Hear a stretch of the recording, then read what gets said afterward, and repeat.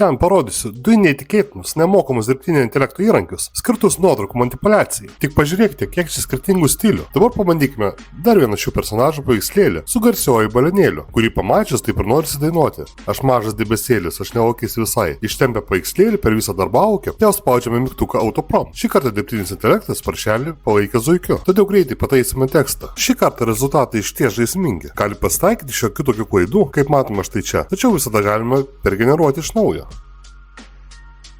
Pažiūrėkite į Mikį, jis puikiai tiktų šių dienų vaikų animacijai. Dabar išbandysime dar kiek kitokio stiliaus senosios animacijos personažus – krokodilo Gieną ir Kulverstuką. Ne veltui juos pasirinkau kaip šio video pagrindinį paveikslėlį.